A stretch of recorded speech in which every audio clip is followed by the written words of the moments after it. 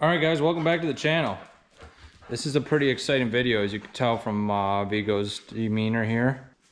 This is my 94 Jeep Cherokee XJ, and we're going to go pretty much over everything that you need to look at when you go and buy one of these used XJ Cherokees. And they're all used at this point, but there's some things to look at based on year, there's some things to look at just in general, and there's things that you should just look for on any used car you buy.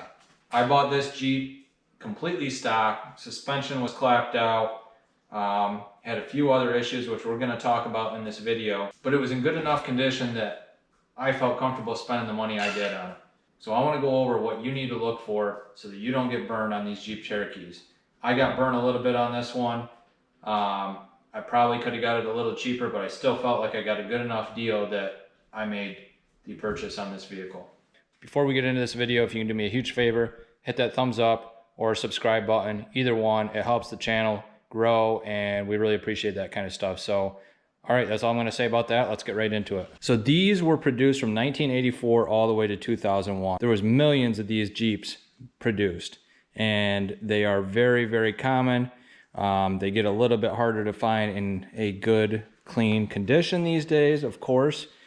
This particular Jeep is 30 years old, so you got to imagine a 30-year-old Jeep in the Northeast, where we got salt going down every winter, is very hard to find in a good, clean condition.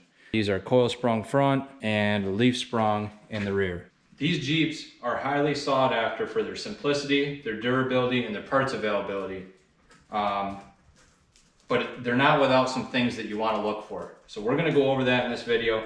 I got burnt on this purchase a little bit. I still think I got a great deal, but if I had taken my time, which I really didn't have time, there were some things that I could have found to have gave me a little bit of leverage with the seller on this particular vehicle.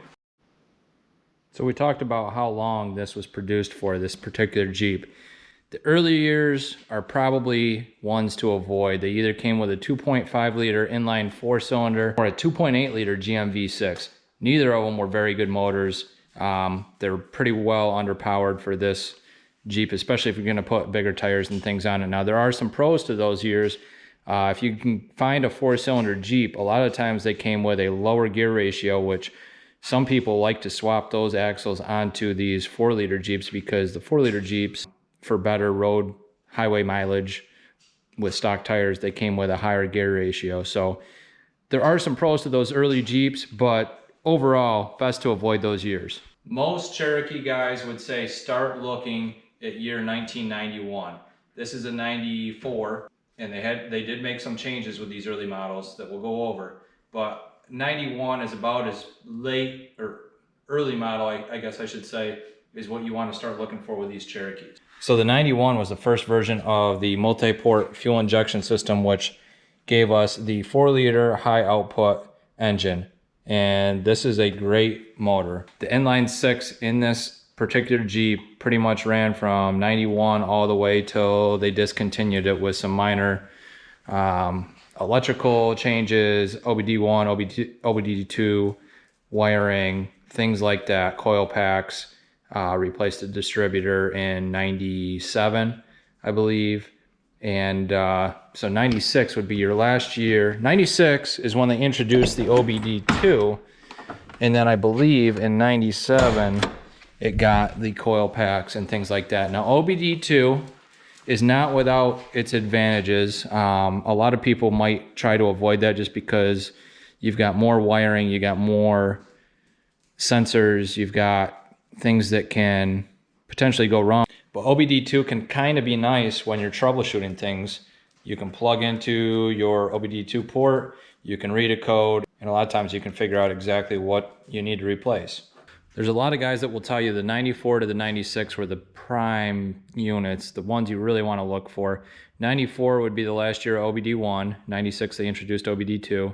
94 though is the last year of no airbags. So if you're wheeling these on a regular basis, chances are you're probably not going to want an airbag, that if you bump the front bumper the wrong way, you are going to have an airbag in your face. I mean, some people will want that. It depends on what you're doing with these vehicles.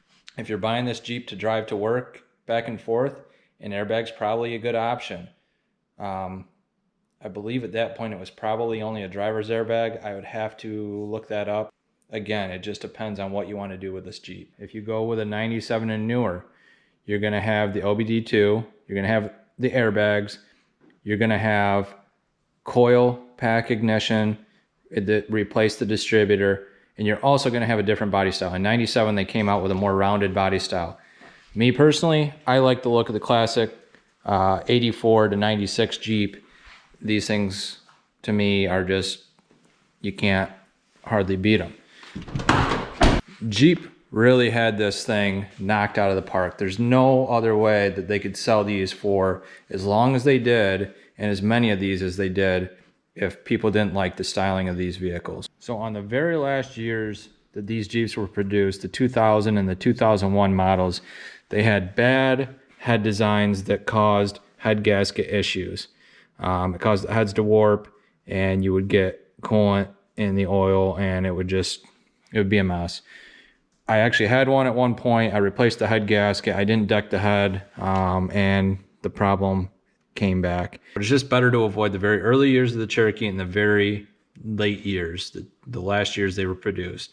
Pretty much anything between 91 all the way to 99 is what you're looking for. Really, the only other difference in model years, in the years we're going to focus on, the 91 to the 99s, the 94 and the 95 came with a different T-case than all the other years. They had a different spline count, something you want to consider. If you buy one of these with a bad T-case like I did, we're going to get into that, but it makes it a little bit harder because only 2 years came with this particular MP231 T-case. They're all MP231s, but they not all MP231s are the same. So now that we've gone over some differences in the model years, you've maybe decided on what year you want to look for, or a range of years you want to look for. Let's talk about some specifics on what you should actually look for when you go and look at one of these Jeeps in person. Number one, in these Cherokees, they're a unibody design. You want to check the integrity of the floors. Now this particular one has had a couple of spots replaced. The people that did it did an amazing job. When I first got under here, I couldn't even tell that the floors had been fixed in a couple of spots. You can see back here, there's a little rot that I'm gonna have to fix this winter. But overall, this is a very clean Jeep for being 30 years old, 31 years old, and being in the Northeast primarily for its life. We're over on the passenger side now. Somebody's got something they did. I don't know how bad it was, but they've got some seam sealer here. You can see that it was replaced. It was undercoated properly, and it was a good repair. And as long as somebody's repaired it and you don't have to worry about it, then it's really not a big deal. If you do have to replace the floors, is it a big deal? It depends. What's your skill level? Do you have a welder? Can you weld on lighter gauge steel? Do you have time to cut the old rusted floors out and weld new patches in? And how much are you paying for the Jeep? That's the biggest thing, because if you're paying top dollar for a Jeep that you need to replace the floors in, I'm gonna tell you right now, it's not worth it. The rockers, just like any SUV or any truck, the rockers can go bad. Now these are very clean on this Jeep, but that's something to look out for.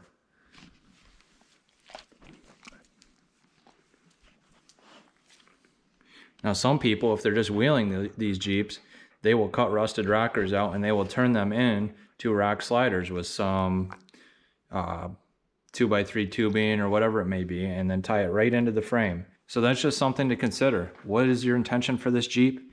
And what's your skill level? Another thing to consider, what rear axle is in it? This is a Chrysler 8 1/4 rear axle. They came with one of two options, a Chrysler 8 1/4 or a Dana 35. The Dana 35 has, I believe, smaller axle shafts. It's just a less desirable axle. So if you can find one with the Chrysler 8 1/4, you're doing all right. That's a pro. It can be a little difficult to tell the difference between a Chrysler 8 1/4 and a Dana 35. They look very similar, but if you get online, and I'll put a picture up, you do not need to be an expert to be able to tell. Let's get to what to check under the hood. Well, I guess it's kind of under the hood, but turn your heat on. AC, see if that works. This is kind of common used vehicle things to check, but if you get in here and you turn the heat on, it doesn't start blowing hot after 5-6 minutes, chances are you're either low on coolant, you get an air bubble in coolant,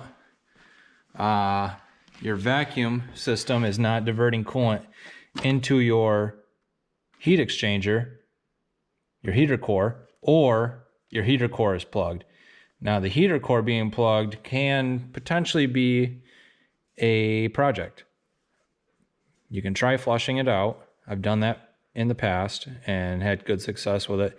But if you can't flush it out, if it's too mineralized and you need to pull the heater core out and replace it, you pretty much have to pull the whole dash out of these Cherokees to do that.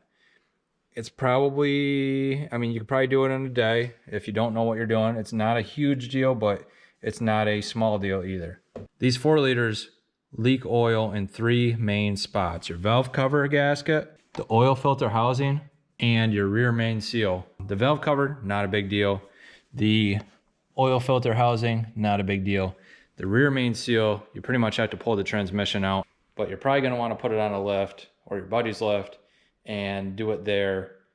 It's not, you know, a 2-hour project. It's something that's gonna take a little bit of time. So things you definitely wanna check before you buy these, and you know, these are all leverage points. If you can find stuff wrong with a vehicle, that's a point of leverage.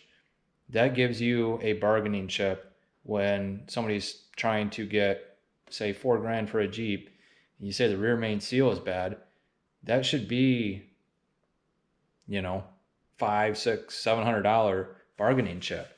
And they might just hold on to the Jeep and say, well, I'm going to hold on to it and sell it to somebody else that doesn't know what they're looking at. But a lot of times, you know, a more honest seller will say, oh, yeah, you're probably right. And they're going to give you a good deal, or they're going to bargain with you and say, well, okay, you want $700 off? How about $500 off? So these are all things that they benefit you by finding before you buy these Jeeps. So this particular Jeep, I got burnt on the transfer case. I'll tell you why. I bought this Jeep in Pennsylvania, and I'm from New York, and when we go to PA to buy a Jeep from New York, we need to have the title notarized to bring it back into New York. However, when I had gotten down there, it was about 4:45 p.m. It was almost time for the notary to close. I had actually, matter of fact, we had to call the notary and ask them if they would stay there so that I didn't have to drive all the way back another day to get this title notarized. So I told the notary I would give them 20, 25 bucks or whatever it was if they would stay there an extra half an hour. They agreed to, but still it was a 15, 20-minute drive from this person's house. So I really had no time to look at this Jeep. I drove it down the road a half a mile. I turned around, it started, it stopped. It ran good, it had oil in it, and it wasn't leaking a bunch of oil. And I pretty much gave them the cash. So as I'm loading it on my buddy's trailer, it was a wet, rainy day, and it was in 2-wheel drive, and it was slipping. So I threw it down into 4 high or 4 low, I don't remember which, but as soon as I pulled it up on the trailer, I heard a big once I put it in 4-wheel drive. I asked the guy, you know, hey, look underneath as I'm pulling this up and see if you can see any kind of U-joint binding or what it was, and he couldn't see anything, he says, and I'm sure he knew about this, which is, it is whatever. I mean, it's my responsibility to look over these vehicles. But as I was pulling it up, like I said, it was just making all sorts of racket. And come to find out, the T-case chain was completely stretched, and it was slipping. So it either needed a T-case rebuild or a replacement T-case. I opted with a replacing the T-case because by the time you buy a T-case rebuild and you pull it apart, you pull it out, you almost got more money in it than just replacing the T-case with a junkyard T-case. I found a good deal on one. It was like $350 from a local scrapyard or a junkyard, and we replaced it. But you definitely want to check the T-case or the four-wheel drive system. And the way I like to do that is, like with 4-low, you can just throw it in 4-low and pretty much just stomp on it going down the road or whatever. And if that chain doesn't let loose or spin or anything like that, then you probably got a good T-case. And then with 4-low, if you want to check that, I like to put it right down in 4-low, and then I pretty much just hit the brake and get on the throttle a little bit at the same time, and that kind of puts some torque or pressure on the T-case. And if you get some chain slippage at that point, then you probably got issues. If it just kind of stands the suspension up a little bit, then you're probably good. I want to just show you guys.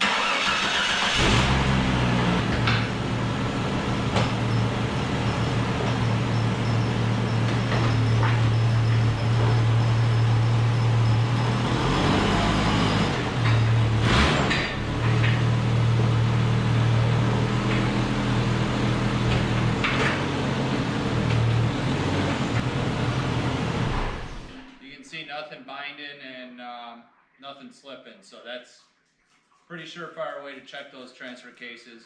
You don't really need to go any more crazy than that.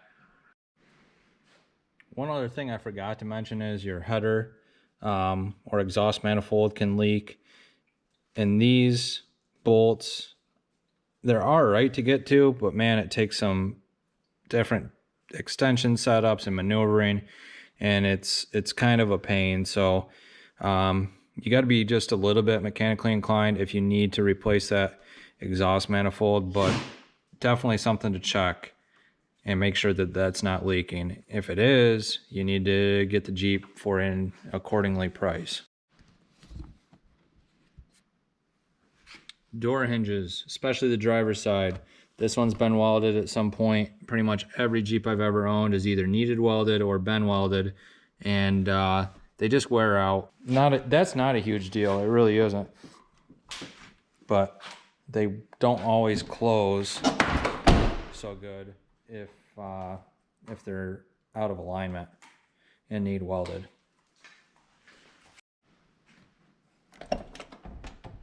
Headliner.